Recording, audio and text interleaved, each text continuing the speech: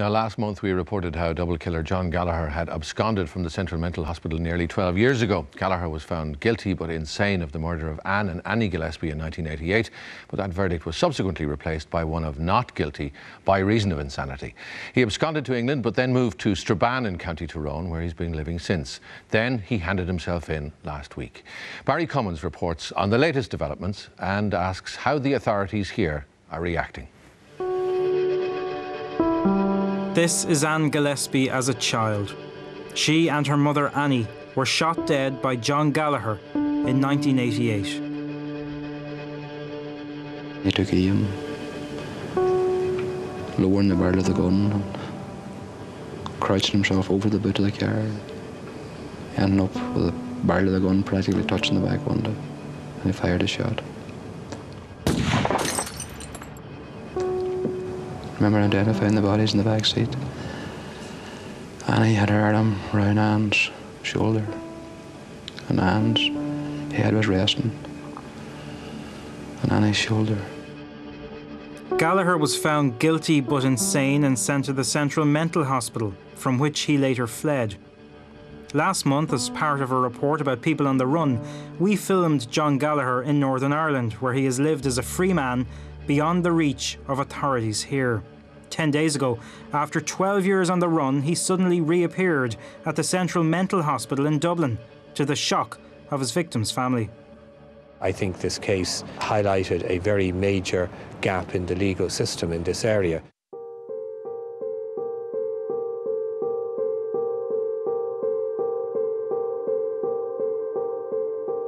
Some years after the killings, John Gallagher began challenging his detention in the courts, arguing he was now sane. By the late 90s, he was being given day release. Ultimately, that does happen at the end of a period of hospitalisation, as it does at the end of a custodial sentence. A large part of that process is rehabilitation, and sometimes day releases, in the judgment of the staff caring for an individual, form part of that rehabilitation. However, in July 2000, John Gallagher absconded. When he turned up in England, a police psychiatrist in Oxford found him to be sane and he was released. There was no extradition request because he was a mental health patient. Gallagher later moved to Strabane in County Tyrone, and there was nothing that could be done to bring him back to the Republic. He settled down and had a family, just a mile from his hometown of Lifford, across the border in Donegal. When we approached him last month requesting an interview about his obligations to authorities in the Republic, he refused, saying he had no obligations and was a free man. Strabane is just across the bridge for any of us, you know, and it would be a shopping town with a big market on a Friday and all the rest of it. You know, it would be an area we would all visit. So, you know, we could literally walk into him at any given time. But on the 14th of this month, almost 12 years after he went on the run, John Gallagher suddenly returned to the Central Mental Hospital in South Dublin. The Department of Justice was told the next day. It wasn't until Tuesday of this week, the 22nd of May, that the family of Anne and Annie Gillespie was told anything.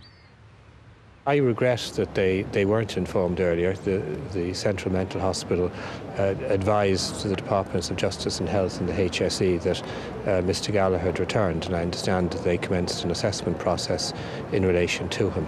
And they should have been informed earlier. I assumed that there was a process in place to ensure that they were informed.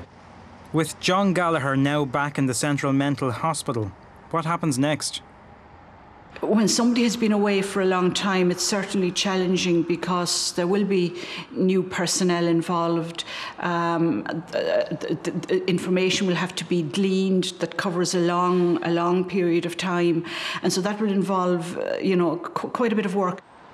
In 2006, mental health law was overhauled, and the verdict of guilty but insane was replaced with one of not guilty by reason of insanity.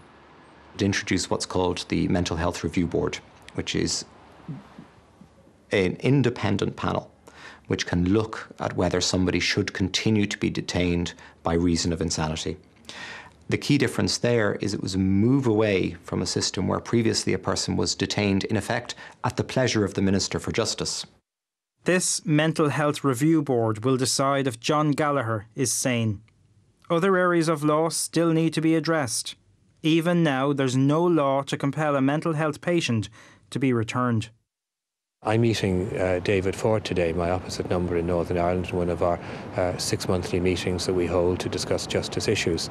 And I'm going to be raising directly with them now the possibility of us putting in place a reciprocal arrangement where you have circumstances where an individual in either jurisdiction is found not guilty by virtue of mental illness and they're detained as a consequence in a mental health institution, that should they abscond from, for example, the Republic of Ireland to Northern Ireland or vice versa, that we put in place reciprocal arrangements for their return.